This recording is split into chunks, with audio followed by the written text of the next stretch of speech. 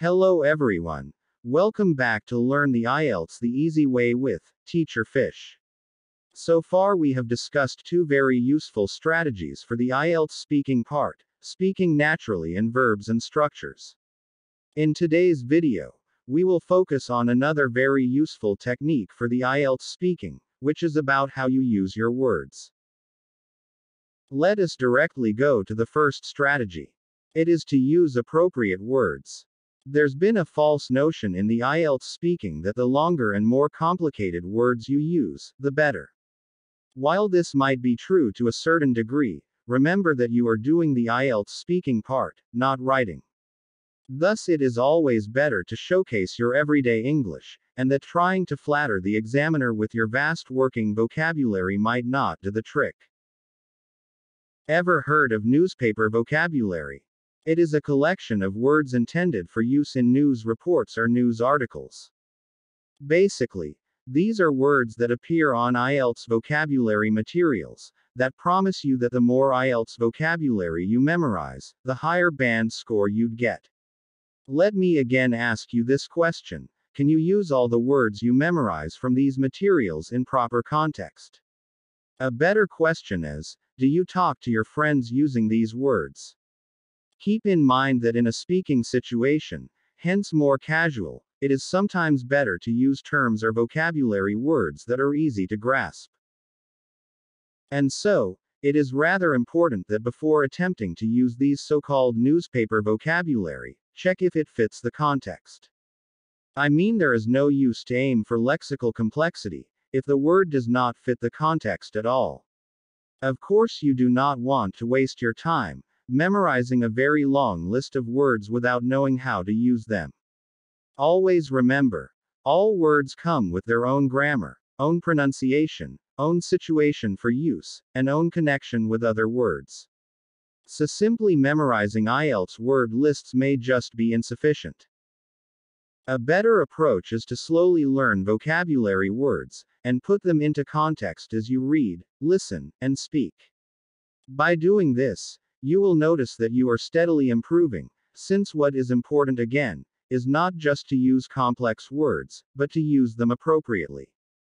In fact, the IELTS band descriptors are quite clear on this. Here are some sample responses. Let's see if you can tell which is better. Yeah, I was walking on the street, and by pure coincidence, I met an old friend from my past. At the back of my mind, I dimly remembered him, and feeling nostalgic, I said hello. I was ambulating on the street, and serendipitous I met a cohort from my history. In the synapses of my mind, I felt analytical, but still, in a sentimentality, I said hello. Just by the looks of it, sample response 2 uses technical vocabulary such as ambulating, serendipitous, cohort, and synapses. The word choice is obviously very promising. Now, if you are familiar with the IELTS vocabulary band descriptors, a score of 7 or higher begins to mention idiomatic use of words, which shows the informal nature of speaking. Thus, a tool that displays natural use of the language. However, sample response 2 uses these technical vocabulary strangely and inappropriately. So instead of earning a decent band score, it would be lowered to 5. As what we talked about in our previous lesson video, the speaking part of the test is informal, so there is no need to use formal words, at least not much. This also means that sample response 1 is much better. Moving on, so the next strategy is to remember fluency. Now let us first define what fluency means. It is the ability to speak easily, accurately, and articulately. Here are again some sample responses. Technology is quite scary. Since mobile phones were first made, they have developed a lot, quite a lot actually. Technology is quite, what's the word? Become, intimidating. Since mobile phones were first, invented. They have developed. Men. Wait. Tre men dus li. Yes. Developed tremendously. Now let us compare the word choices from the two samples. While speaker A uses simple words such as scary, made, and a lot, speaker B's word choice is far better, using vocabulary such as intimidating, invented, and tremendously, and this time, used them according to context, or accurately. However, two major issues arose with speaker B's response: fluency and pronunciation. Speaker B had a lot of unnecessary pauses, he stops and starts all the time. This would again translate to a fluency band score of 5, or worse lower. In the case of speaker A, since there is no intention to flatter the examiner with vast working vocabulary, instead uses simpler words, observes fluency, and pronunciation remains clear, it'll score higher.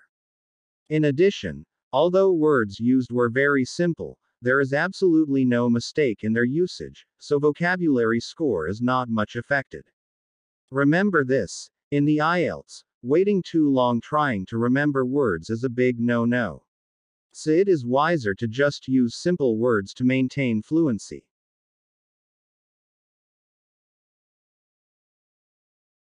Another useful strategy is to paraphrase.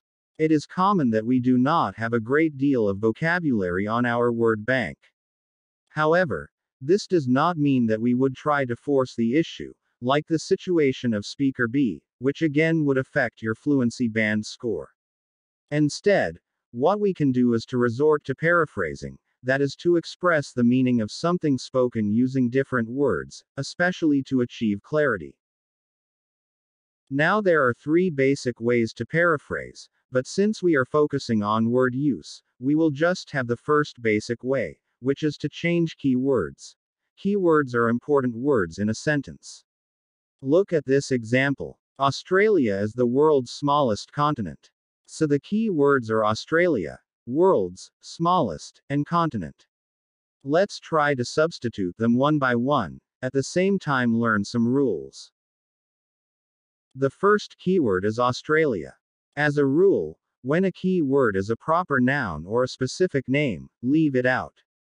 I mean substituting it, for example with land down under, or land of the koalas and kangaroos, although seems possible, but might derail the context when used in a sentence, or lose the thought of the original sentence. However, if you really have to change a proper noun, then your best bet is to use a pronoun. This, however, goes with the rule that you have already used or mentioned the proper noun prior to the substitution. Next key word is worlds. So since it is not a specific name, or what we call a common noun, it can be substituted with its synonyms. But be careful, not all synonyms fit the meaning of the word you are replacing, especially when in a sentence. So before doing so, check if the original word and word substitute convey the same meaning. However, in our sample sentence, the word worlds can easily be replaced with globes, planets, or earths. Then we have the word smallest. As a reminder, be careful when substituting an adjective, especially when it is in its superlative case. There are situations when a superlative adjective couldn't be replaced, as in the case of our example, smallest. Now if you again force the issue, you might end up using a word substitute that does not match or fit the context of your sentence. Let's say you tried substituting the word smallest with the word tiniest. Isn't it that tiny already means extremely small, so making it in its superlative case, in order to make it parallel with the original word, might mean something microscopic. Now it won't fit the context or meaning of the sentence, since there is no way a continent would be that size. So again, be careful. On to our last key word, continent. Like the case of our common noun, or the second key word, worlds, it can be substituted with the word landmass or mainland. And so, now that we've successfully replaced keywords in the given sentence, our paraphrased version would look like Australia is the globe's smallest landmass. This way, you won't be dubbed as having limited vocabulary, or simply repeating words. However, there are also instances when we forget the specific term to use while giving an answer. Remember again that examiners should not be made to wait too long or fluency will be affected. So in this situation, strategy number 4 is to use descriptions or illustrations to explain the term or concept. This is in a way paraphrasing too. Here are a few examples. Let us say you were asked to talk about a time when you had an injury or accident, but you forgot the word syringe, then say the thing with a needle at the tip of it, that is used to put medicine inside the body. Another is if you forgot the term bandages, you may again describe it and say pieces of cloth which protect an injured part of the body. Finally, if again you forgot the phrase be infected, illustrate it by saying to get bigger and painful because of the problem inside. Now by using descriptions and illustrations, you are still able to convey the meaning of your statement or statements, without making those long pauses. Hence, keeping your speech reasonably fluent, at the same time displaying a useful speaking method, a manner that even native speakers sometimes use. Also, since again the IELTS speaking is informal, your paraphrasing does not have to be extremely formal, as long as you can give the meaning clearly enough, and if it is reasonably short and to the point, allowing your speaking to come out reasonably well, then it does not matter if you use words or phrases that aren't exact. Keep in mind again that the IELTS speaking band descriptors are quite clear on this. I mean, a score of at least 7 is defined as using paraphrase effectively. So basically, if you can paraphrase whenever the situation calls for it, you are helping to increase your lexical resource score towards 7 or higher. Not to mention your fluency and coherence scores will increase too.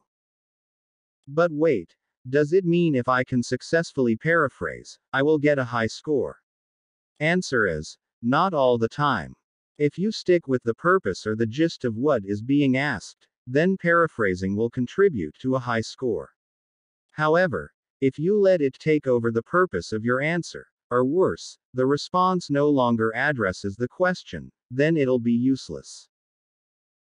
In the end, paraphrasing may not be easy, but is a very important skill. Even native speakers of English regularly paraphrase, even for new and unusual objects that may not have specific or clear names. Refer back to our examples, syringe, bandages, and be infected. Now, for the skill to become natural to you, start to practice by paraphrasing the names of objects around you, maybe inside your room.